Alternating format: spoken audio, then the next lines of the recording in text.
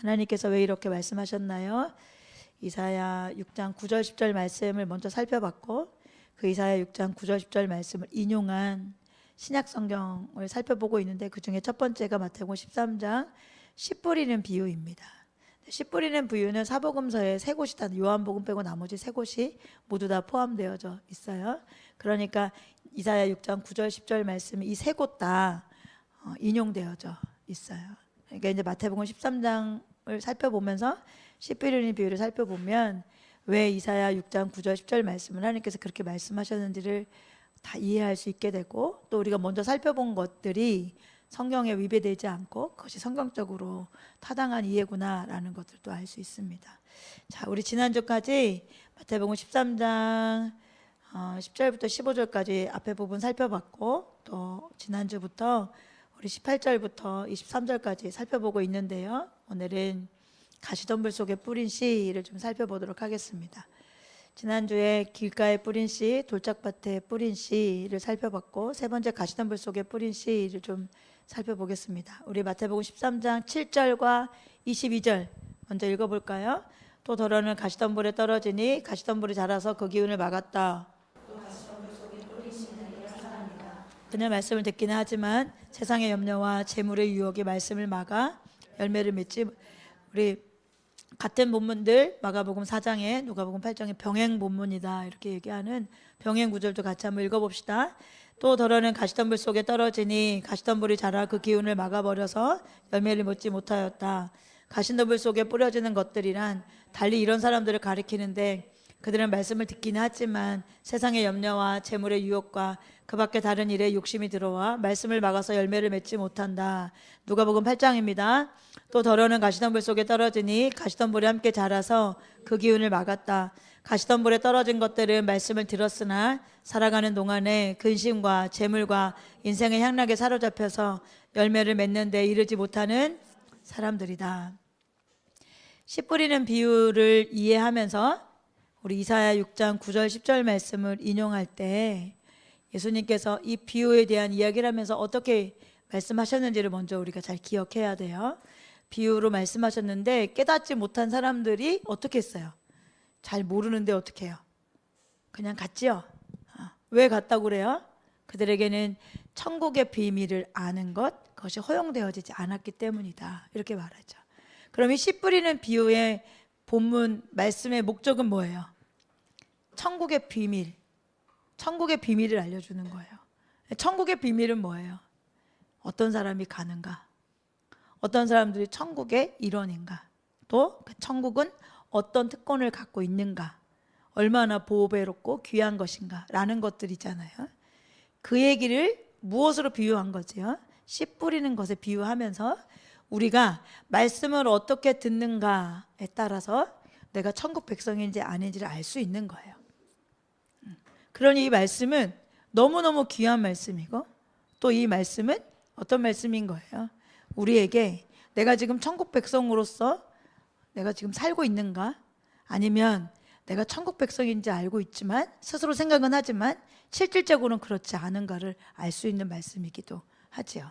그러니까 이렇게 그냥 씨 뿌리는 비유 말씀 어떻게 이게 중요한 게 아니라, 이게 정말로 중요하고 너무 어떻게 보면 반드시 지키고 우리 스스로를 이 말씀에 대입해 봐서 내가 어떠한 자인가를 인정하고 회개하고 돌이키거나, 아니면 또 하나님께 은혜를 구하며 더 열매 맺기를 위해서 나아가는 자리에 있거나 해야 되는 말씀인 것을 기억하기 바랍니다. 자, 세 번째, 가시덤불 속에 뿌린 씨이죠. 가시덤불이 하는 일은 햇빛과 양분의 기운을 막아버려요.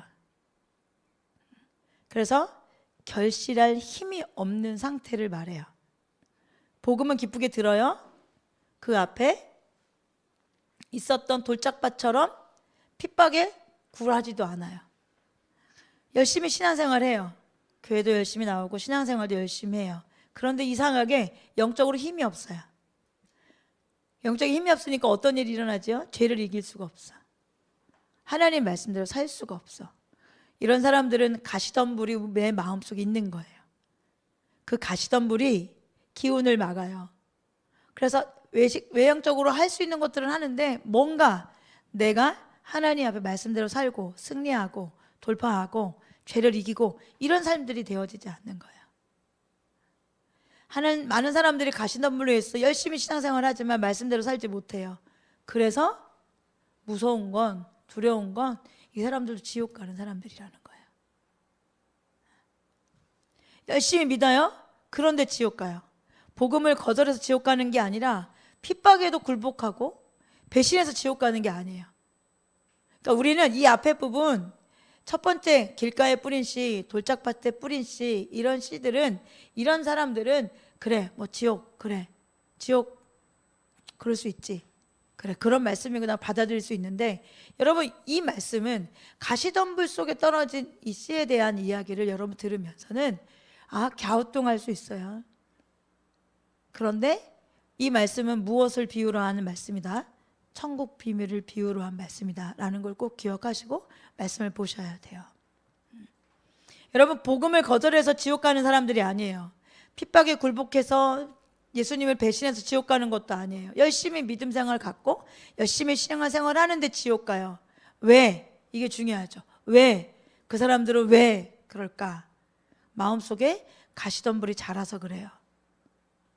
그러면 이 마음속에 있는 가시덤불, 결국 외형적인 거 다 하고 남들 보기에도 신앙도 좋아 보이는 사람임에도 불구하고 속은 잘 모르잖아요.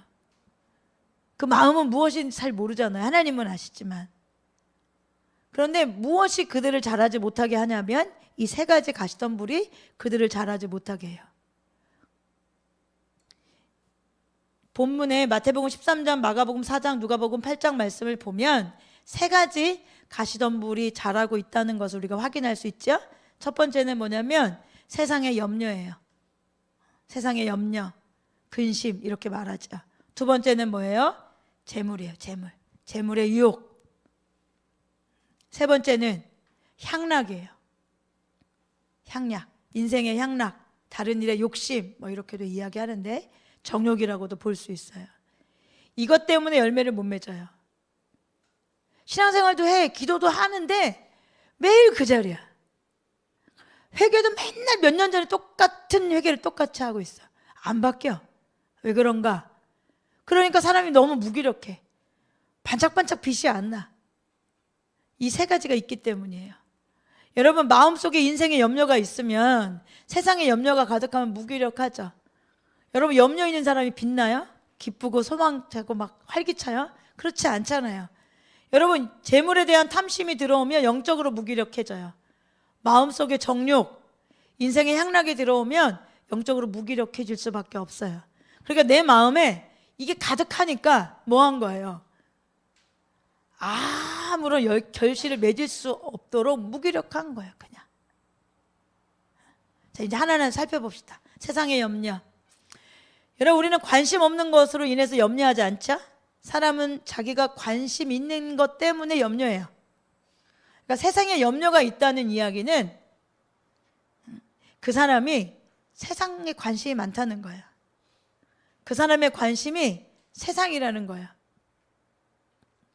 관심이 천국에, 관심이 내세에 있다면 세상 일로 인해서 깊이 염려하지 않아요. 또 염려가 잠깐 찾아올 수는 있죠. 사람이기 때문에. 그래도 그런 염려가 생길 때 어떻게 하냐면 하나님께 맡겨요. 근데 만약에 내가 세상 염려에 빠져서 살고 있다, 그렇다면 내가 세상적이구나, 나의 관심이 모두 세상에 있구나 라고 알면 돼요. 세상적이기 때문에 세상이 더 커 보여서 근심하는 거예요. 세상이 더 중요하고 세상 것이 전부이니까 세상의 염려에 사로잡혀서 그렇게 사는 거예요. 내가 관심이 많으니까. 여러분 무슨 염려 제일 많이 하세요? 여러분 직장 염려 제일 많이 하시죠? 여러분 사업체 염려 많이 하시죠? 자녀 염려 많이 하시죠? 여러분 그런 염려가 내가 관심이 있기 때문에 염려하는 거예요.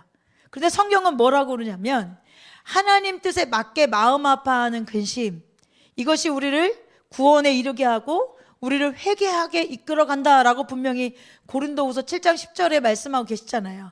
여러분 이 말씀을 교회에서 많이 살펴본 말씀이죠.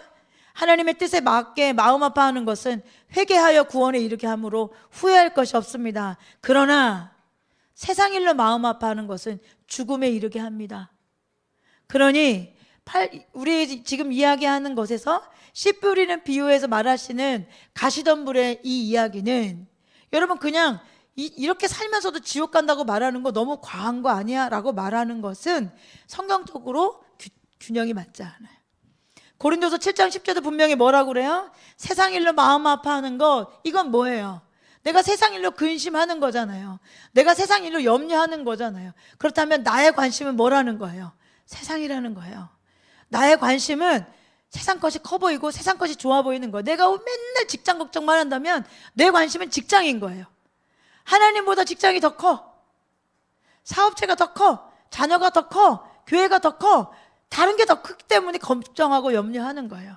그런데 세상 일로 마음 아파하고 근심하는 것은 죽음에 우리를 이르게 합니다 라고 성경은 분명히 말하고 있어요.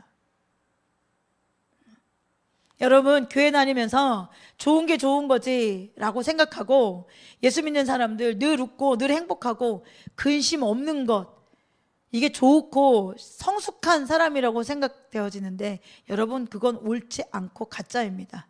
여러분 진짜 신자들은 근심하게 되어 있어요. 어떤 근심이요? 하나님의 뜻대로 근심하게 되어져 있어요. 내가 하나님의 뜻을 이루지 못해서 근심하고, 내가 하나님 마음을 아프게 해서 근심하고, 내가 하나님의 이름과 나라와 확장을 위해서 내가 온전히 순종하지 못하는 어떤 그런 때문에 근심하고, 예수 그리스도 성품을 담지 못하여 근심한다고요. 여러분 근심이 없는 것이 좋은 게 아니에요. 좋은 게 좋은 거지 이거 잘못된 거예요. 여러분 죄 때문에 근심하죠. 우리의 삶 때문에 근심이 되잖아요. 내 영적인 상태 때문에 여러분 근심이 되잖아요. 여러분 이 근심이 없으면 우리를 회개로 이끌어갈 수 없어요. 하나님 뜻에 맞게 하는 이 근심이 우리를 회개로 이끌어가기 때문에 여러분 그 회개 때문에 우리는 변화되고 그 회개 때문에 우리는 성장하는 거거든요.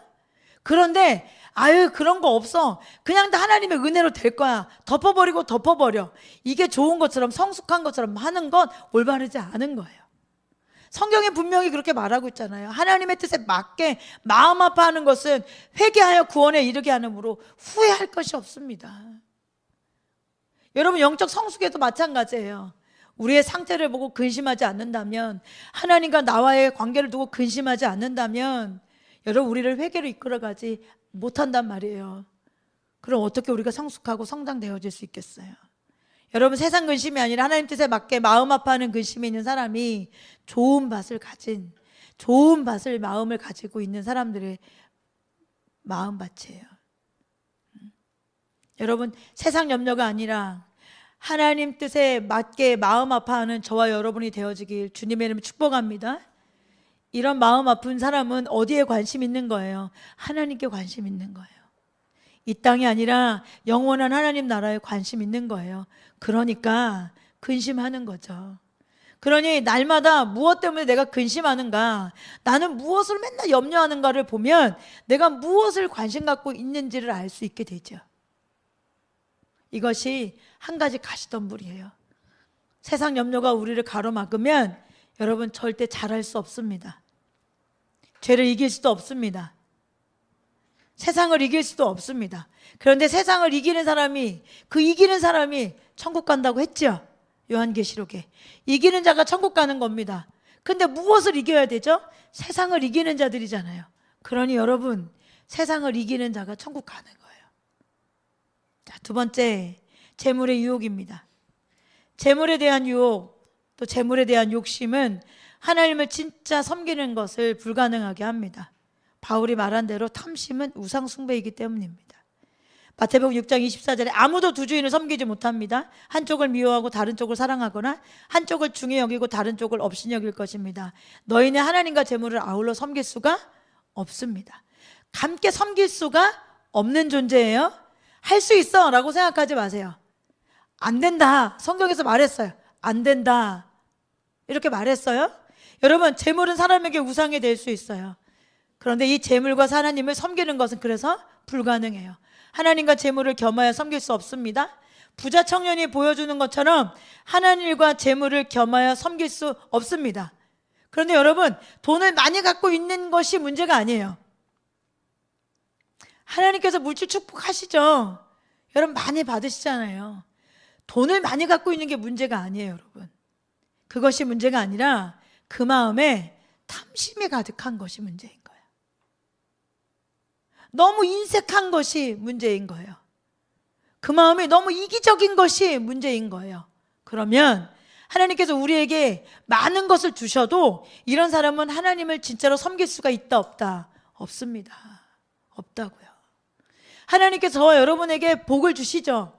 주시기 원하시고 기뻐하시는 분이세요. 그런데 우리가 이런 재물을 더 갖고 싶고 하나님 주시면 그냥 나만을 위해서 그냥 다 먹어 치워버리는 사람이라면, 이기적이고 인색하다면, 하나님 뜻을 위해서 쓰지 못한다면, 탐심으로 가득하다면 절대 잘할 수 없습니다. 이것이 가시덤불의 한 측면입니다. 여러분, 하나님께 주신 재물을 어떻게 쓰십니까? 여러분은 또 재물에 대해서 어떤 마음을 갖고 있습니까? 여러분, 탐심은 우상숭배입니다. 하나님께서 우리에게, 우리의 자신에게 맞게 하나님께서 물질을 허락하십니다. 항상 풍족해 주십니다. 하나님은 절대 인색하시지 않습니다. 하나님은 항상 넘치도록 풍족해 주시는 분입니다. 그렇다면 왜 풍족해 주실까요? 하나님 풍족해 주시는 분인데 왜 우리는 매일 없다고 할까요? 왜 누군가의 기도를 받으며 누군가의 돕는 손길을 얻으며 살까요? 없어서일까요? 아니에요. 잘못 쓰기 때문입니다. 인색하고 이기적이기 때문입니다. 하나님 앞에 올바르지 않은 탐심이 있기 때문입니다. 여러분, 하늘의 싹길 먼저 주님의 이름 축복합니다. 그리고 하나님께서 허락하신 가난한 이웃들 향하여서 흘려보내는 저와 여러분이, 그리고 동행하는 교회가 되어지길 주님의 축복합니다. 세 번째, 인생의 향락입니다. 인생의 향락을 추구하는 마음이 우리의 마음을 둔하게 합니다. 열매를 못 맺게 해요. 누가복음 21장 34절부터 36절까지 함께 읽어봅시다. 너희는 스스로 조심해서 방탕과 술 취함과 또한 그날이 덕과 같이 너희에게 닥치지 않게 하여라. 온 땅에 사는 모든 사람에게 닥칠 것이다. 그러니 너희는 앞으로 일어나 이 모든 일을 능히 피하고 또 인자 앞에 설 수 있도록 기도하면서 늘 깨어있어라. 여러분, 누가복음 21장 말씀 보니까 너희는 스스로 조심해야 해. 무엇을? 방탕한 것, 술 취한 것. 여기도 나오죠? 세상살이의 걱정. 이것이 우리의 마음을 짓눌리게 한다. 그러니 여러분, 방탕함 때문에 마음이 짓눌린다 이렇게 말하죠. 여러분, 세상에 나가서 막 흥청망청 살면 신나고 좋은 것 같지만, 여러분, 우리가 과거에 그렇게 살 때 마음은 어때요? 딱 이 말씀이 맞죠? 마음이 짓눌리잖아요. 하면서도 으악 막 진짜 더 좋아서 그런 게 아니라 스스로 너무 스스로 포기되고 싶기도 하고, 내가 너무 싫고 그런 자신이 너무 못 견디겠어서 더 브레이크 고장난 사람처럼 달려가는 거잖아요. 여러분, 그렇게 살면서 너무 이런 내가 너무 좋아서 막 달려가, 막 너무 기뻐서, 난 너무 그런 내가 사랑스러워서 계속 범죄하고 계속 타락하고 계속 방탕한 사람이 있을까요? 없어요. 여러분, 하나님 편에서 하나님 뜻대로 살아가는 것이 가장 평안한 거예요. 가장 마음이 평안하고 기쁜 거예요, 여러분. 세상살이 걱정하고 방탕하고 술 취하고 이렇게 사는 것이 우리의 마음을 짓눌리게 한다, 이렇게 말하고 있어요. 만약 예수님 믿고 또 핍박에도 굴하지 않고 열심히 신앙생활하는데 영적으로 무기력하다면 지금 말한 다른 것에는 다 유능한데 죄를 못 이기고 말씀대로 사는 것에 힘이 없고 무기력하다면 이 가시덤불이 마음에 자라고 있기 때문이에요. 열매 맺는 사람이 되려면 이 가시덤불 세 가지가 마음에서 제거되어야 돼요. 오랫동안 신앙생활 하는데 맨날 회개하는 거리를 보면 10년 전에도 그 문제였는데 지금도 여전히 그 문제야. 돌파가 아니라 맨날 똑같은 죄에 대한 문제, 똑같이 실패하는 문제, 똑같이 주저앉는 문제를 갖고 있다. 그럼 이 세 가지의 가시덤불이 내 마음에 자라고 있기 때문에 그 가시덤불이 영양분을 다 가져가는 거예요. 그 가시덤불이 진짜 결실을 맺을 수 있는 힘을 다 가져가 버리는 거예요. 그래서 열매 맺지 못하게 하는 겁니다. 양영희 교수님의 마가복음 어떻게 읽을 것인가 라는 책에 보면 이렇게 말씀하세요. 예수님은 길가나 돌밭이나 가시덤불을 기경하여 좋은 밭을 만들면서까지 결실하도록 하지는 않으신다. 예수님은 누구에게나 말씀하시고 초청하시지만 그 반응까지 억지로 바꾸려 하지는 않으신다. 너무 정확하게 말씀하고 계시죠. 하나님께서 우리 마음밭을 다 알아서 바꿔놓으셔서 열매 맺게 하시는 게 아니에요. 다 똑같이 말씀하시고 초청하세요. 그런데 어떤 사람은 그 비유를 들으려고 궁금해해서 예수님께 묻는 사람이 있는가 하면 똑같이 듣고 어떤 사람들은 관심 없어서 가는 거예요. 이것까지 하나님께서 다 맞춰서 하시지 않아요. 하나님의 계시의 은혜에 대한 반응은 각자의 몫이고 그 반응에 그들의 운명이 달려있다. 충분히 이해하시죠, 여러분? 요즘에 토기장의 비유 또 열심히 배우면서 이 말씀이 얼마나 성경적인 근거를 가지고 성경적인 말씀인지 여러분 다 이해하실 수 있을 거라고 생각합니다. 여러분 마음에서 가시덤불을 뽑아버리는 것, 자기 마음을 좋은 밭으로 만드는 것을 우리 스스로가 해야 할 일이에요. 우리 스스로가. 예레미야 4장 3절에 보면 이런 말씀이 있어요. 참으로 나주가 말한다. 유다 백성과 예루살렘 주민아, 가시덤불 속에 씨를 뿌리지 말아라. 묵은 땅을 갈아엎고서 씨를 뿌려라. 유다 백성과 예루살렘 주민아, 너희는 나주가 원하는 할례를 받고 너희 마음의 포피를 잘라내어라. 그렇지 않으면 너희의 악한 행실 때문에 나의 분노가 불처럼 일어나서 너희를 태울 것이니 아무도 끌 수 없을 것이다. 여러분 보세요. 가시덤불 속에 씨를 뿌리지 말아라 이렇게 말하죠. 그러면서 이렇게 말해요. 묵은 땅을 갈아엎고서 씨를 뿌려야 된다. 유다 백성과 예루살렘 주민아, 너희는 이렇게 말해요. 누가 갈아엎고 씨를 뿌릴 수 있는 거예요? 누가 갈아엎는 거예요? 내가 하는 거예요. 내가. 너희는 나주가 원하는 할례를 받아라. 너희 마음의 표피를 잘라내어라.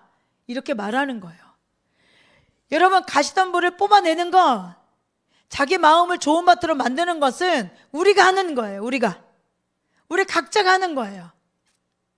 여러분 저와 여러분이 마음속에 더 이상 이 가시덤불을 용납하지 않기를 바랍니다. 마음에 더 이상 이 가시덤불이 자라게 내버려 두지 않는 저와 여러분 되어지길 주님의 이름으로 축복합니다.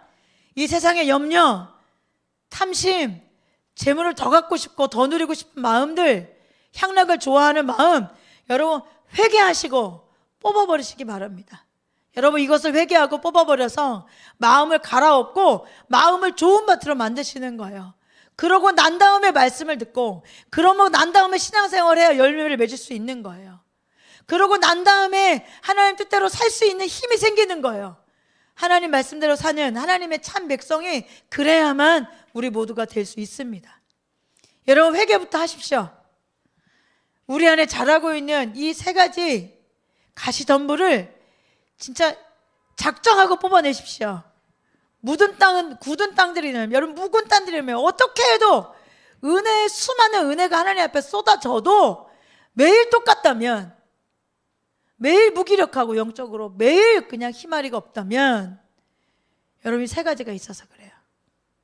이 세 가지가 아무리 좋은 것을 먹어도 여러분 몸이 받아들여야 되잖아요. 그렇죠? 제가 주변에서 좀 몸이 안 좋으면 주변에서 막 한약 같은 것 좀 드셔보시면 어떠냐고 이런 얘기 가끔 하세요. 그런데 제가 과거에, 지금은 모르겠어요. 근데 과거에도 한약을 몇 번씩 이렇게 먹었던 적이 있었는데 제가 몸이 너무 약하니까 한약을 받질 못하더라고요. 그래서 한약을 못 먹는 거죠. 여러분 영적인 것도 마찬가지예요. 하나님께서 막 주세요. 막 주세요. 진짜 어쩌려고 이러시나 싶은 정도로 마구 퍼부어 주세요. 그런데 이런 세상적인 염려, 재물에 대한 탐심, 우상 숭배, 세상에 여전히 즐기고 즐거워하고 이런 것들을 우리 안에 여전히 갖고 있다면 여러분 하나님께서 아무리 귀한 거 좋은 거 주셔도 이게 우리에게 열매 맺고 우리에게 힘을 발휘할 수가 없어요. 그럼 무엇부터 해야겠어요? 여러분 열심히 받아 먹을 수 있는 기초 체력을 길러야 되잖아요. 그것이 뭐예요? 이것을 빼앗아가는 것들을 없애는 거예요. 가시덤불을 치워버리는 거예요. 여러분 농사 안 지어봤잖아요. 저도 안 지어봤어요.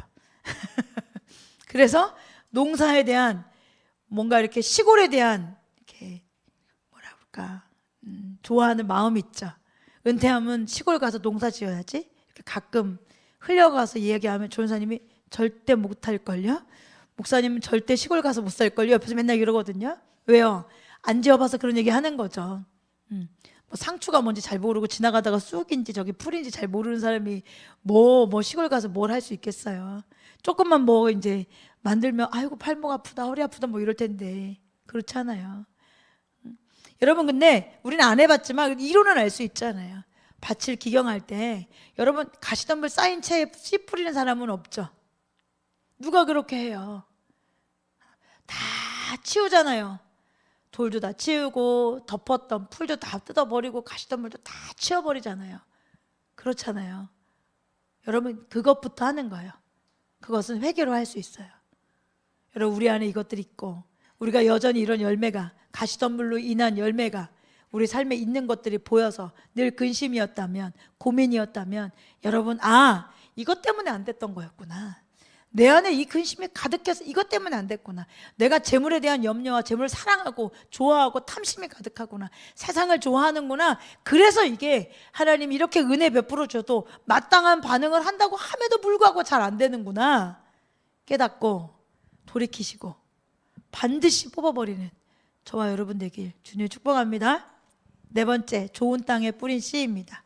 마태복음 13장 8절 23절 같이 읽어봅시다. 어떤 것은 100배가 되고 어떤 것은 60배가 되고 어떤 것은 30배가 되었다. 그런데 좋은 땅에 뿌린 씨는 말씀을 듣고서 깨닫는 사람을 두고 하는 말인데 이 사람이야말로 열매를 맺되 100배 혹은 60배 혹은 30배의 결실을 낸다. 마가복음 4장 8절 20절입니다. 좋은 땅에 떨어져서 싹이 나고 자라서 열매를 맺었다. 그래 30배, 60배, 100배가 되었다. 좋은 땅에 뿌려지는 것들이란 이런 사람들이다. 그들은 말씀을 듣고 받아들여서 30배, 60배, 100배의 열매를 맺는다. 누가복음 8장 8절과 15절입니다. 그런데 더러는 좋은 땅에 떨어져서 자라나 100배의 열매를 맺었다. 이 말씀을 하시고 예수께서는 들을 귀가 있는 사람을 들어라 하고 외치셨다. 그리고 좋은 땅에 떨어진 것들은 바르고 착한 마음으로 말씀을 듣고서 그것을 굳게 간직하여 견디는 가운데 열매를 맺는 사람들이다. 여러분 지금 읽은 이 말씀이 좋은 땅에 뿌린 씨입니다. 우리가 이 마음이 반드시 되어져야 됩니다. 아멘. 모두가 다 이 마음이 되어져야 돼요. 천국 비밀이에요. 천국의 비밀. 이거 우리가 반드시 되어야 되는 일이에요. 여러분 우리가 좋은 밭이 되려면 비유의 뜻을 물었던 제자들처럼 말씀에 관심을 가져야 돼요. 비유를 듣고 못 알아듣는데 다 흩어진 사람들이 아니라 예수님 왜 비유를 말씀하셨어요? 예수님 그 비유의 뜻이 뭐예요? 라고 물었던 제자들처럼 말씀에 관심을 가져야 해요. 성경에 관심 갖지 않는 것, 진리에 관심 갖지 않는 것, 여러분 이거 버리시길 주님의 축복하고 여러분 이거 버리지 않고 회개하지 않으면 절대로 좋은 땅이 될 수가 없습니다. 여러분 우리에게 중요한 것은 이 설교가 성경적인 복음인가 진짜 성경적인 진리인가 이 질문이 우리에게 진짜로 중요하잖아요. 그런데 많은 경우가 성경에 관심이 없고 진리에 관심이 없어요. 여러분 씨 뿌리는 비유에 예수님께서 하시고자 하시는 말씀은 뭐예요? 우리가 말씀을 어떻게 듣는가잖아요. 우리가 말씀을 어떻게 듣는가? 그 말씀을 듣는 너희의 그 반응이 너가 천국 백성인지 아닌지를 말해주는 거야. 이렇게 말하고 있는 거잖아요. 그런데 여러분 이렇게 말씀을 듣는 사람들은 진리에 관심 있겠어요? 없겠어요?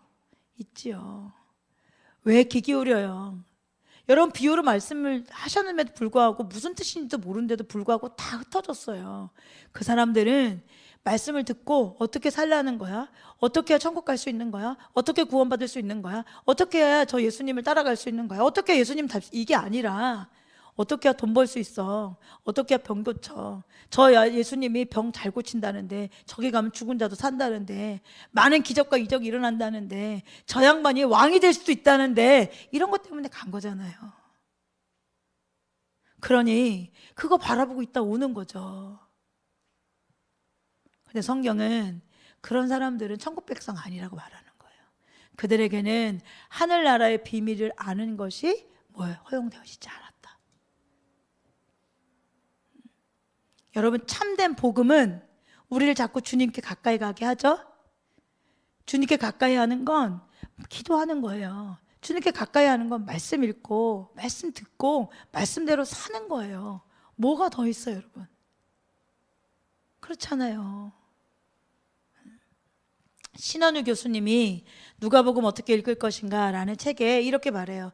비유의 해석 또는 말씀 해석을 방해하는 요소들은 무엇일까? 이것은 앞에 8장 9절로 15절 비유 해설이 잘 알려준다. 사탄에 의해 말씀을 빼앗기는 사람, 시험에 넘어지는 사람, 세상 걱정과 쾌락과 부의 유혹에 넘어지는 사람은 비유, 즉 말씀을 바르게 깨닫지 못하는 사람들이에요. 말씀을 바르게 이해하려면 좋은 마음이 필요해. 그러니까 우리가 하나님 깨닫는 마음 주세요라고 기도하는 건 너무 반드시 해야 될 기도예요. 그런데 말씀이 안 깨닫진다면 뭐에 문제가 있다는 거예요? 내 마음에 문제가 있다는 거예요, 여러분. 말씀을 바르게 이해하려면 좋은 마음이 필요해. 이것은 성령 충만한 마음, 시험을 이기는 마음, 세상 걱정과 쾌락과 부의 유혹에 넘어지지 않는 마음, 인내심을 가지고 말씀대로 행하려는 마음, 이런 마음이라는 거예요. 이러한 마음으로 말씀을 읽을 때 말씀을 바르게 깨달아집니다. 어떻게 성경 주의를 해야 하는가? 여러 가지 학문적 방법론이 있지만 부차적인 것들 뿐이에요. 그런 것들은 부차적이에요. 무시하는 게 아니라 부차적인 것이에요. 가장 중요한 것은 예수님께서 지적하신 아름답고 탁월한 마음이다.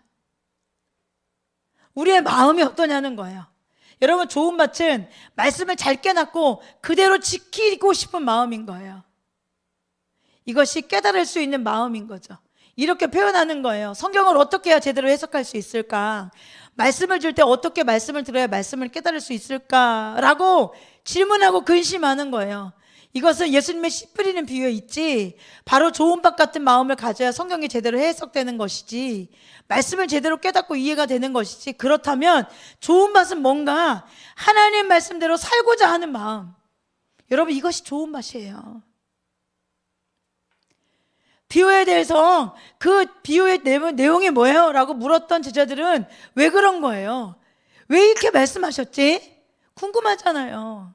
여러분, 성경 읽으면서도 하나님 왜 이렇게 말씀하셨지? 하나님께서 왜 이렇게 말씀하셨나 궁금하잖아요, 여러분. 근데 어떤 사람이 말씀을 궁금해해요?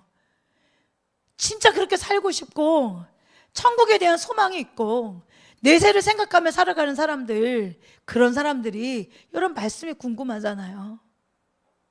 그렇지 않은 사람은 말씀 안 궁금해요.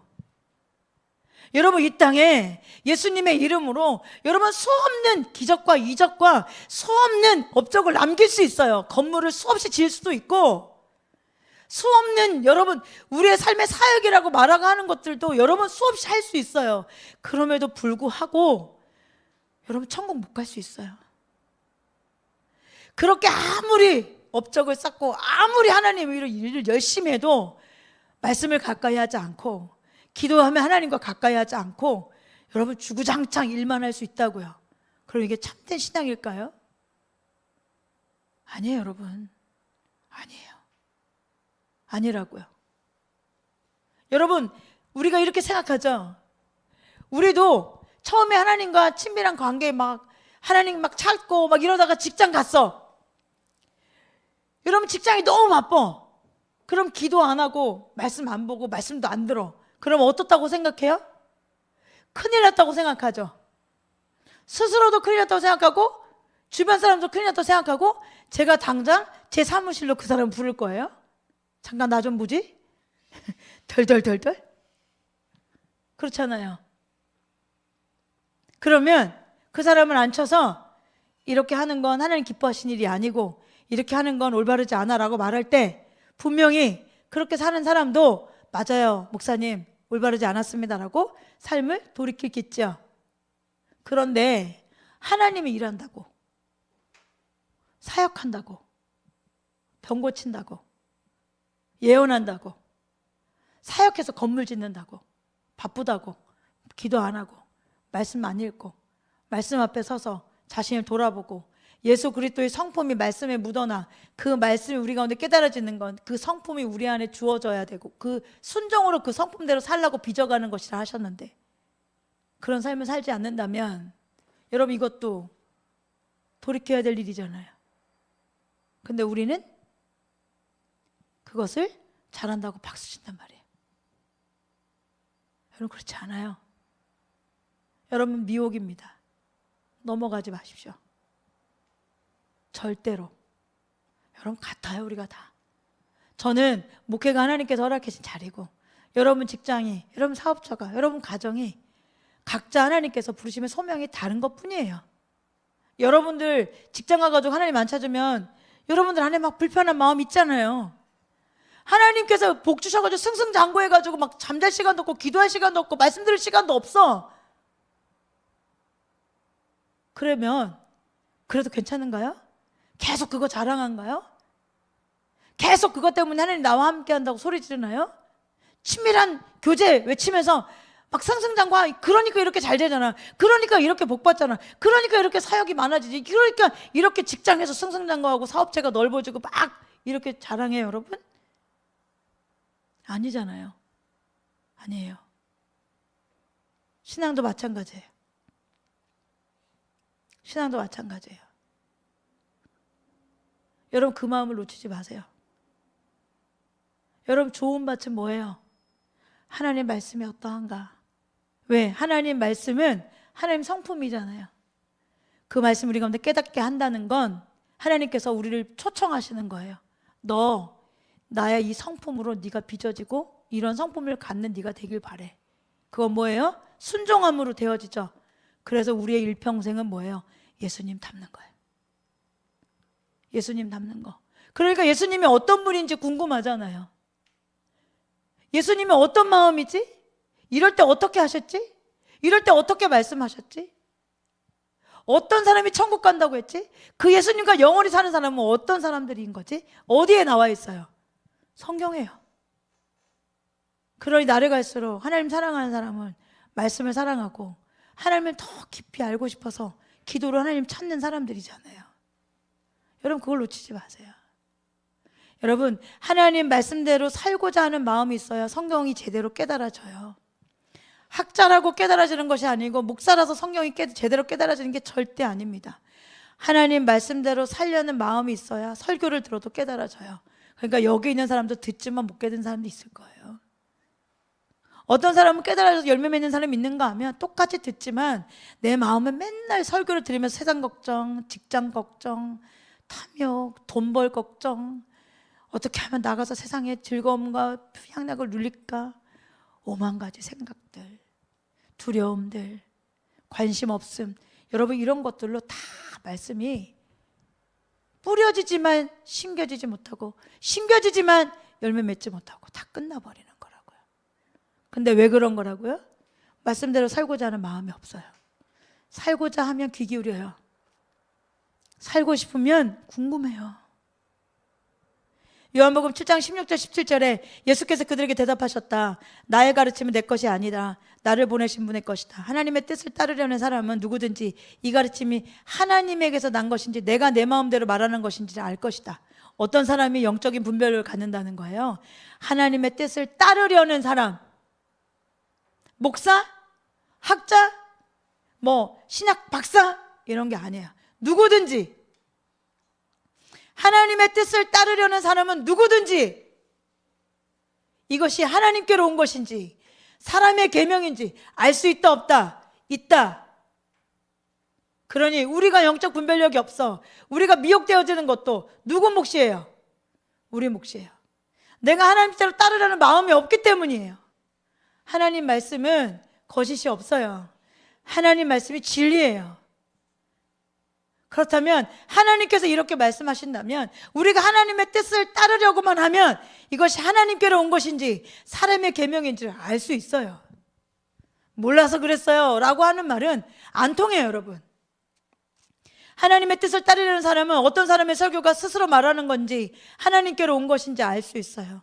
하나님의 말씀대로 살고자 하는 결연한 의지를 가진 자라야 들을 귀가 열리고 보는 눈이 열리고 깨닫는 마음이 주어져요. 그래서 말씀을 들으면서 이것이 하나님의 뜻이 맞아, 이건 성경적이야, 이건 너무너무 하나님 말씀의 성품과 맞아 라는 걸 분별할 수 있는 분별력이 생기는 거예요. 여러분, 단순히 지식으로 분별하는 것이 아니라 우리의 마음으로 분별하는 거예요. 우리 마음으로 진짜 살고 싶으면 분별이 되어져요. 여러분, 하나님의 말씀대로 살고자 하는 마음을 가진 사람들이 이 말씀이 진짜인지 아닌지 분별할 수 있어요. 그래서 설교를 들을 때 사람의 말을 듣지 않고 하나님 말씀을 이런 사람들은 들어요. 이게 하나님의 말씀이 있기 때문에, 분별이 있기 때문에 그것을 사람의 말이 아니라 하나님께 지금 내게 하시는 말씀으로 듣게요.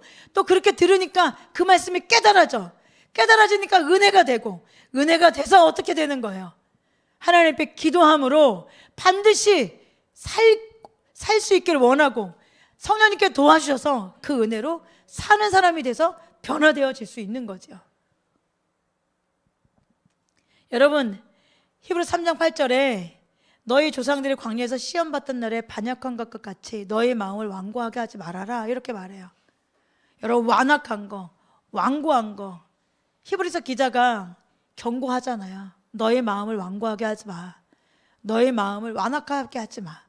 이 완악한 거, 이 완고한 게 뭘까요? 이스라엘 백성들 향해서 그들에게 경고했단 말이죠. 그것을 보고도 우리에게도 경고한단 말이죠. 완악하게 하지 마라. 마음이 완고하면 안 된다. 그럼 완악하고 완고한 게 뭘까요? 하나님의 뜻이 뭔지 알아, 이 사람들은. 그런데 그건 하나님 뜻이지. 그건 하나님 마음이지. 내 마음은 하나님 뜻이면 우리는 하나님 뜻을 따라가는 것이 아니라, 하나님 마음이 그러하면 우리 하나님 마음을 따라가는 것이 아니라 하나님 뜻이 뭔지 알면서도 자기 고집대로 행해요. 여러분, 이것이 완고한 거예요. 그럼 반대는 뭐겠어요? 좋은 밭은 뭐겠어요? 하나님의 뜻이 보이면 복종하는 것이 좋은 밭이에요.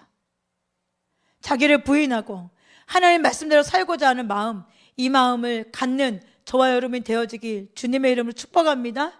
이것이 좋은 밭이에요. 그런데 좋은 밭은 다 같은 좋은 밭이 아니에요. 더 좋은 밭이 있어요. 어떤 좋은 밭은 30배의 열매 맺고 60배의 열매 맺고 100배의 열매를 맺는 좋은 밭이 있어요. 그런데 이렇게 나누어지는 열매는 어떠해야 좋은 밭 중에 좋은 밭이 될 수 있는가? 좋은 밭 중에도 좋은 밭이 있단 말이에요. 여러분, 하나님을 사랑하는 자가 좋은 밭 중에 좋은 밭입니다. 100배의 열매를 맺을 수 있는 마음, 이 마음이 하나님을 뜨겁게 사랑하는 마음입니다. 하나님 말씀대로 살고자 하는 마음보다 더 수준 높은 마음이 하나님 사랑하는 마음이에요. 여러분, 우리가 하나님 뜻대로 살고자 하는 마음에도 우리는 또 끈 딸린 헌신들이 있잖아. 끈 딸린 순종이 있다고. 하나님 뜻대로 살면 잘 될까? 하나님 뜻대로 살면 뭐 문제가 해결될까? 하나님 뜻대로 살면 내가 원하는 거 얻을까? 이런 마음들이 우리 안에 있을 수 있잖아요. 그런데 좋은 밭 중에 좋은 밭, 최고로 좋은 밭은 뭐냐면 하나님을 뜨겁게 사랑하는 밭이에요. 30배 열매를 맺을 수 있고 60배 열매를 맺을 수 있죠. 그러나 하나님을 뜨겁게 사랑하는 마음, 이것은 좋은 밭 중에 좋은 밭이에요. 여러분, 이런 사람이 100배 열매 맺는 사람들입니다. 여러분, 신현유 교수님의 누가복음 어떻게 읽을까에 이런 의미심장한 말씀을 하세요. 이 비유는 신명기 6장 4절 5절과 관련되어 있는 것으로 볼 수 있다. 신명기 6장 4절 5절은 이런 말씀이에요. 이스라엘은 들으십시오. 주님은 우리의 하나님이시요, 주님은 오직 한 분뿐이십니다. 당신들은 마음을 다하고 뜻을 다하고 힘을 다하여 주 당신들의 하나님을 사랑하십시오. 좋은 밭에 100배 열매 맺는 이 밭은 하나님을 사랑하는 것과 연관되어져 있다라고 말하고 있는 거예요.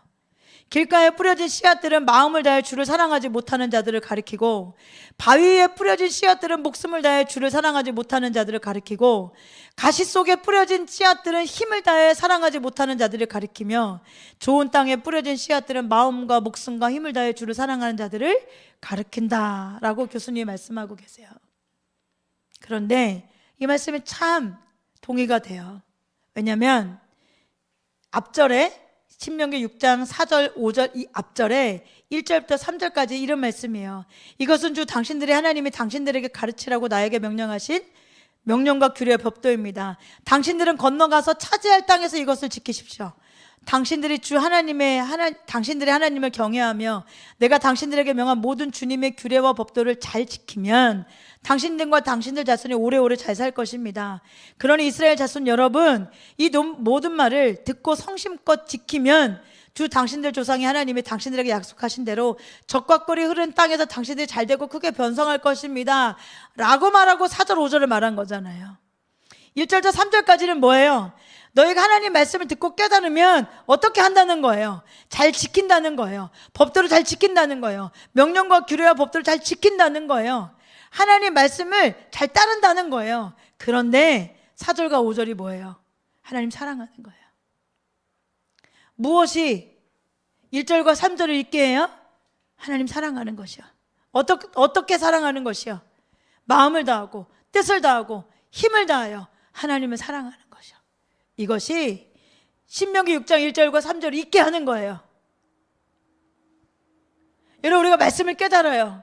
어떻게 살까? 하나님 뜻대로 살고 싶어요. 그래서 하나님 앞에 귀 기울여요. 하나님 어떻게 해요? 라고 물어요. 찾아요. 그런데 이것에 가장 큰 열매를 맺는 진짜 좋은 밭의 좋은 밭은 하나님을 지금 신명기 6장 4절에서 말씀하시는 것처럼 마음을 다하고 뜻을 다하고 힘을 다하여 하나님을 사랑하는 자들이에요. 이런 사람은 끝까지 가요. 끝까지. 여러분, 하나님을 사랑하는 것은 의지적인 것이에요. 요한복음 14장 15절에 너희가 나를 사랑하면 내 계명을 지킨다 이렇게 말하죠. 요한에서 5장 3절에도 하나님을 사랑하는 것은 그 계명을 지키는 것입니다. 하나님의 계명은 무거운 짐이 아닙니다. 여러분에게 하나님의 계명이 무겁습니까? 사랑하면 무겁지 않잖아요. 사랑하지 않으니까 무겁잖아요. 여러분, 돈 사랑하니까 직장 나가는 일 안 무겁잖아요. 그 무거운 걸 어떻게 이렇게 매일 하세요? 여러분, 하나님의 사랑하니까 여러분 하나님의 계명이 무겁지 않아요. 어떻게 하고 싶은 거예요? 더 그 멍에를 같이 메고 싶잖아요. 하나님께서 걸어가신 그 길을 나도 걸어가고 싶잖아요. 우리도 하나님께서 허락하신 그 마음은 우리도 갖고 싶잖아요. 내어드리고 싶잖아요. 함께 살아내고 싶잖아요. 이건 사랑해서 가능한 일이에요. 가능한 일이라고요, 여러분. 부부가 사랑해서 결혼해요. 결혼하면 여러분 서로의 짐을 짊어져 주는 거잖아요. 이기적인 사람들이 결혼해서 행복할까요?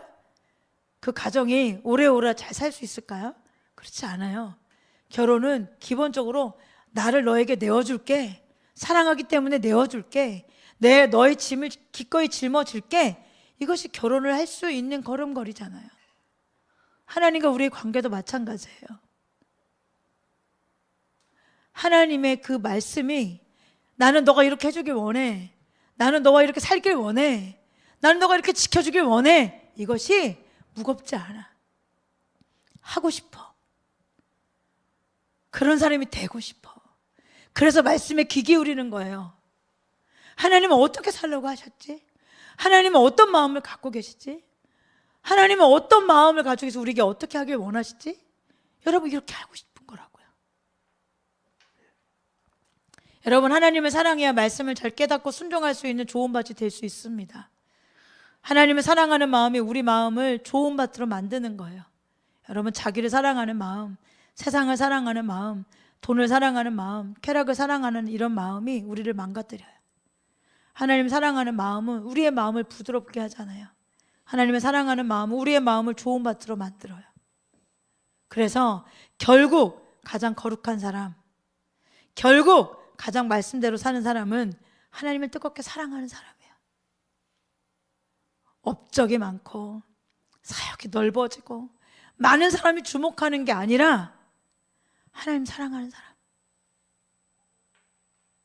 예수 그리스도를 사랑하는 거룩한 신부, 그 예수님을 날마다 기다리며 단장하는 신부, 여러분, 이 사람들이 가장 거룩하고 가장 하나님 뜻을 이루어가는, 하나님 말씀대로 살아가는 사람이 될 수 있어요. 하나님 사랑하는 사람들이 저와 여러분이 되어지길 주님의 축복합니다. 그래야 길가밭이 변화되고 돌짝밭이 변화되고 가시덤불밭이 변화돼서 좋은 밭이 될 수 있어요. 여러분, 하나님 사랑하기를 힘쓰세요. 하나님을 어떻게 사랑할 수 있지요? 하나님을 알아야 사랑할 수 있어요.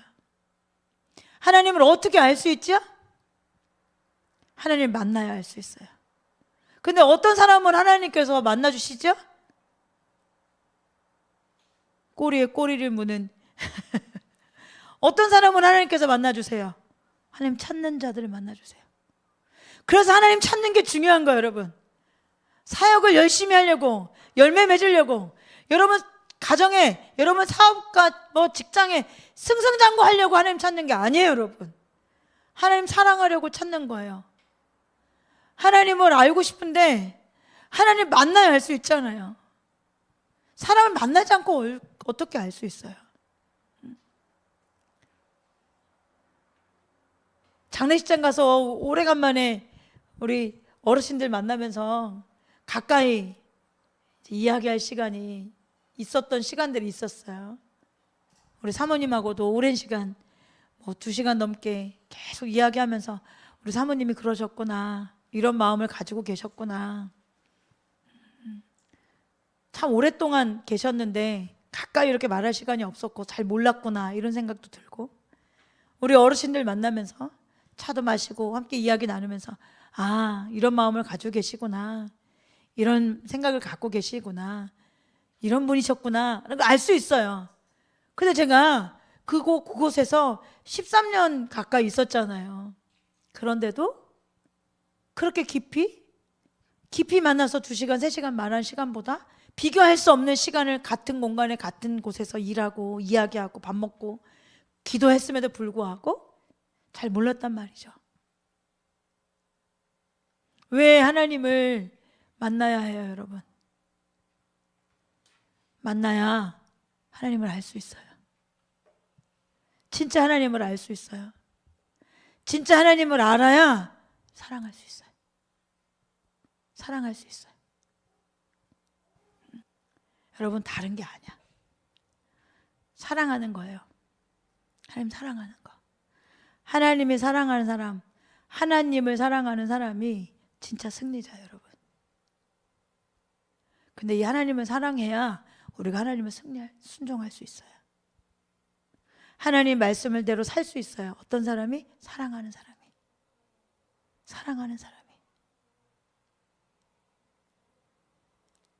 부산에서 올라오는 길에 우리 전도사님이 엄청 통찰력 있는 말씀을 하셔가지고 제가 너무 교만해질까 봐 칭찬은 안 했지만 흠칫 놀랐어요. 전도사님이 그러는 거예요. 복음이 참 비슷한데 어떤 복음은 종의 복음이고 어떤 복음은 아들의 복음이다. 종의 복음은 매일 종으로서 살기 때문에 무겁다. 기쁘지도 않다. 주어진 목만 하면 끝이다. 근데 아들의 복음은 내 아버지 거기 때문에 전부를 드릴 수 있고 기쁨으로 할 수 있고 날마다 행복하게 소망되며 걸어갈 수 있는 것 같다. 이런 얘기를 하는 거예요. 그래서 이야, 우리 전사님 심오해진다. 큰일 났다. 내 자리가 위협되어지고 있다. 응? 큰일 났는걸? 이 정도라면 이제 나는 어떻게 해야 되나? 나는 어떻게 해야 되나? 나는 이제 하얀 길로 가고 우리 전사님은 계속 올라가 승승장구해서 나도 멋지게 나보다 잘하는 사람 있으면 자리를 내어줘야죠. 이렇게 하고 싶지만 아직은 아닌데 내가 물러날 수 없는데 여러분은 하나님에게 어떤 사람의 복음으로 살고 있으세요? 여러분에게 복음은 종으로서의 복음입니까? 아들로서의 복음입니까? 여러분 아들로서의 복음을 누리기를 주님의 축복합니다.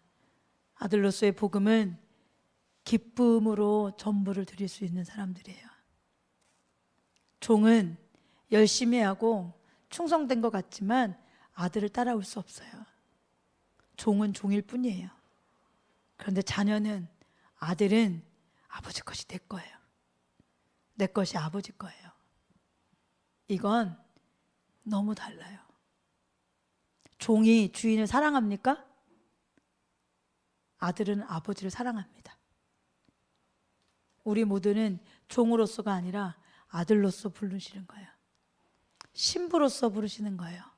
우리 모두는 예수님을 닮는 자들로, 예수님을 사랑하는 자들로 우리를 부르시는 거예요.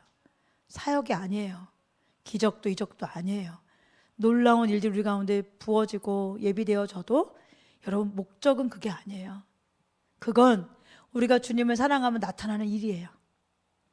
내가 주님께 드리면 그냥 되어지는 일이에요. 그냥 주님 안에 있으면 열매 맺어지는 일이기 때문에 이런 일이에요. 그러니까 이걸 얘기할 필요는 없어요. 배나무가 나 배나무 열렸다, 나 배 열렸다, 배 열렸다, 배 열렸다 할 일이 아니잖아요. 사과나무가 나 사과 열렸다, 봐라 얼마나 놀랍냐, 진짜 맛있겠지, 진짜 예쁘지, 이럴 일이 아니잖아요. 그건 당연한 거예요. 그게 삶의 목적이 되면 안 돼요. 그게 나눔의 목적도 되어지면 안 돼요. 그게 전부가 되어지면 안 돼요. 우리는 항상 하나님이 전부가 되어야 돼. 주님의 말씀은 어떠한가, 그것을 이루기 위해서 기도하는 삶, 그것을 따라가기 위해 순종하기 위해서 주님을 사랑하는 것, 사랑하는 자가 그 일을 할 수 있기 때문에 여러분 그게 우리의 삶의 전부예요. 그래서 예수님 닮는 거예요. 예수님이 이 땅에 오셔서 우리를 통해 사실 수 있도록, 그러면 생명도 살겠죠. 그러면 치유도 일어나겠죠. 수많은 영혼도 살겠죠. 그런데 그것이 아니라 우리의 목적은 항상 하나님께 있는 거예요. 하나님께. 저와 여러분이 주님을 사랑하고 주님을 닮아가는, 그러고 싶어서 말씀에 귀 기울이고, 그러고 싶어서 말씀 보고, 그것을 이루고 싶어서 기도하는, 주님을 알고 싶어서, 만나고 싶어서 주님을 찾는, 그래서 결국 주님을 만나서 주님을 사랑하는 자리까지 나아가는, 그것이 매일매일 저와 여러분이 되어지길 주님의 축복합니다. 아멘.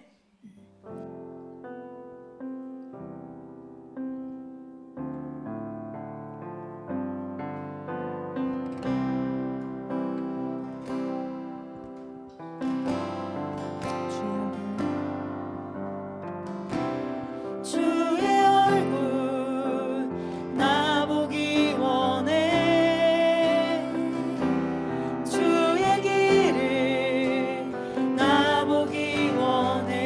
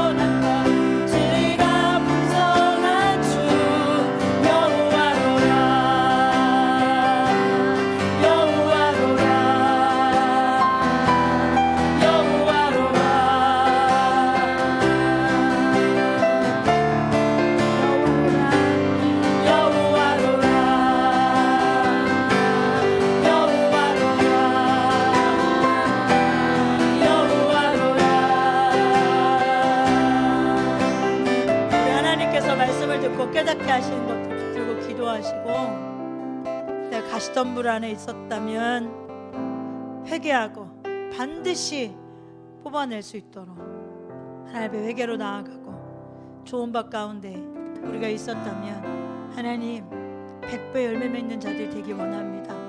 좋은 밭에 좋은 밭이 되어지기 원합니다. 주님 사랑하는 자들 되게 해주십시오. 우리의 오직 유일한 소망은 주님을 사랑하는 것입니다. 주님을 알아야 사랑할 수 있는데 주님을 만나야 알 수 있고 주님을 만나기 위해서는 주님을 찾는 자들을 만나주시겠다 말씀하셨기에 우리가 주님을 찾습니다. 주여 주님을 사랑하길 원합니다. 주님만 사랑하길 원합니다. 우리에게 은혜를 베풀어 주옵소서. 우리 그렇게 하나님 앞에 기도하며 나아가면 좋겠어요. 기도하며 나아가시겠습니다. 하나님 아버지, 주님은 자비로우신 분입니다. 주님은 은혜로우신 분입니다. 주님은 오래 참고 선하시고 진리가 풍성한 분이십니다. 우리가 회개로 나아갈 때 기쁨으로 용서해 주시는 분이십니다. 우리에게 하나님 아버지의 성품을 매일매일 하나님께서 가르쳐 가시며 우리 이뤄가기 위하여 우리를 이끌어 가시는 분이십니다. 그 좋으신 하나님 앞에 우리가 나아갑니다. 회개로 나아갑니다. 세상을 염려하고 근심하며 살아갔던 거 용서해 주옵소서. 하나님 인생이 내 것인 것처럼 내가 모든 것을 할 수 있는 것처럼 연애했던 거 근심했던 거 용서하여 주옵소서. 세상의 염려를 뿌리째 뽑기를 예수님의 이름으로 명하고 선포하고 결단하오니 주여 우리를 용서하여 주옵소서. 하나님 우리 안에 여전히 세상을 향하여 돈을 더 갖기 원하고 더 편하게 살기를 원하는 마음이 있었으면 용서하여 주옵소서. 하나님 우리를 날마다 풍족하게 해주십니다. 하나님은 날마다 부족함 없이 날마다 넘치도록 부어주심에도 불구하고 우리가 더 갖기로 움켜졌던 거 용서하여 주옵소서. 이기졌던 거 용서하여 주옵소서. 탐심으로 가졌던 거 용서하여 주옵소서. 움켜 잡았던 거 용서하여 주옵소서. 나를 위해 살았던 거 용서하여 주옵소서. 나를 위해서만 썼던 거 용서하여 주옵소서. 그러면서 더 갖고자 했던 거 용서하여 주옵소서. 하나님 용서하여 주옵소서. 탐심을 용서하여 주옵소서. 우상 숭배를 용서하여 주옵소서. 하나님 우리 안에 여전히 세상을 사랑하고 더 알기를 원하고 더 먹기를 원하고 하나님 더 편하게 살기를 원했던 우리의 마음을 용서하여 주옵소서. 음란한 있던 우리의 마음을 용서하시고 음란한 것들 못하면 하나님 용서하여 주옵소서. 여전히 세상을 향하여 향락을 즐기기 원하는 마음이 있다면 주여 용서하여 주옵소서. 아낌없이 세 가지 가시덤불이 우리 삶에 모조리 뽑아질 수 있도록 주여 은혜를 베풀어 주옵소서. 우리가 반드시 뽑아내길 원합니다. 우리가 반드시 향락하기 원합니다. 하나님 우리 안에 있길 원하오니 주여 은혜를 베풀어 주옵소서. 하나님 우리에게 말씀의 은혜를 더 부어주세요. 하나님 말씀을 사모하고 진리를 사랑하는 마음을 더 부어주세요. 주님을 알고 싶습니다. 주님을 더 사랑하고 싶습니다. 주님을 더 닮고 싶습니다. 주님의 뜻을 더 이루어가고 싶습니다. 주님의 나라의 목적을 더 이루어가고 싶습니다. 하나님께서 너무나 원하시는 영원 구원하고 싶습니다. 그래서 하나님 앞에 주님을 더 알고 싶습니다. 우리의 눈을 열어주십시오. 우리의 귀를 열어주십시오. 우리의 마음을 기경하여 주셔서 하나님 당신의 뜻을 알 수 있게 도와주세요. 우리에게 사모하는 마음을 부어주세요. 하나님 말씀을 들을 때 어떻게 듣는지 하나님 우리 가운데 더 부어주세요. 하나님 생명의 말씀에 들게 해주세요. 듣고 순종하는 자들 있게 도와주세요. 듣고 하나님 선포에 우리 삶 가운데 나타날 수 있도록 주님을 닮아가는 자들 되어질 수 있게 도와주세요. 아버지 하늘의 문을 여시고 이곳을 주목하셔서 우리에게 은혜를 베푸시는 하나님, 하나님 편에서 하실 수 있는 모든 것을 하시는 하나님, 우리를 부르시는 하나님, 우리를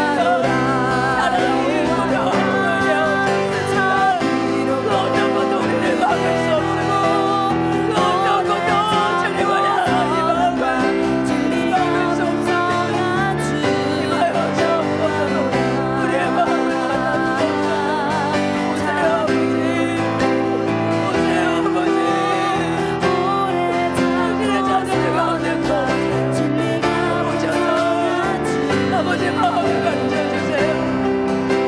아버지 당신의 마음을 넣어주세요. 아버지 당신의 뜻으로 발전되어지게 도와주세요. 하나님 열방에 하나님의 수많은 영혼들에게 천국 비밀을 하나님 것을 허용해 주세요. 눈이 열려질 수 있도록, 귀가 열려질 수 있도록, 마음이 깨닫는 마음이 부어질 수 있도록 주님 도와주고 있는 시간 여러분,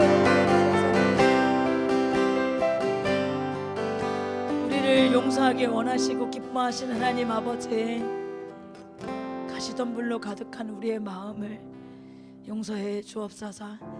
완전히 제거하여 주님 말씀이 씨가 뿌려져 자라고 꽃을 맺고 열매 맺는 자들 되어질 수 있도록 진리를 사랑하게 도와주옵소서. 진리를 우리 삶 가운데 기준 삼아 반드시 그 말씀대로 살고 순종하는 저희가 되어질 수 있도록 도와주십시오.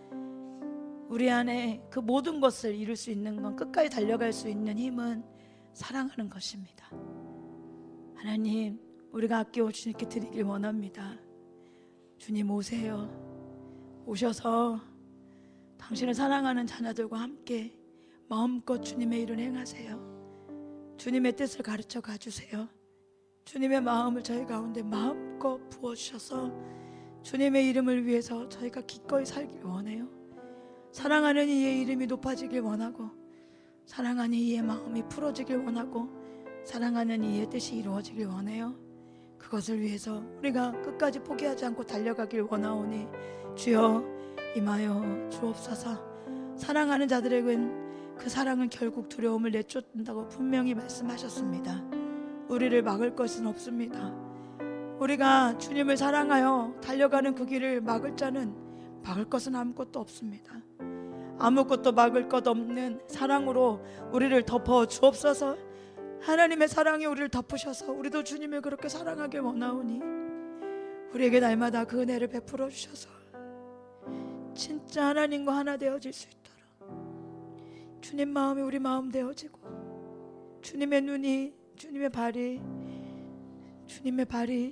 주님의 그 놀라우신 역사가 우리와 함께 우리 것이 되어지길 원하오니, 그래서 하나님 당신께서 원하시는 수많은 영혼 구원하여 주옵소서. 마음껏 구원하여 주옵소서.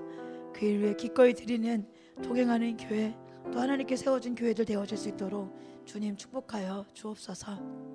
지금은 우리를 구원하시기 위해 이 땅에 오신 예수 그리스도의 은혜와 하나님 아버지의 무한하신 사랑하심과 성령님의 감동 감화 역사하신 은혜가 오늘 함께 예배드린 동행하는 교회 지체들 머리 위에와 열방과 민족들 가운데 세워진 교회와 다음 세대들 머리 위에 영원토록 그 은혜가 함께 하시기를 간절히 축원하옵나이다.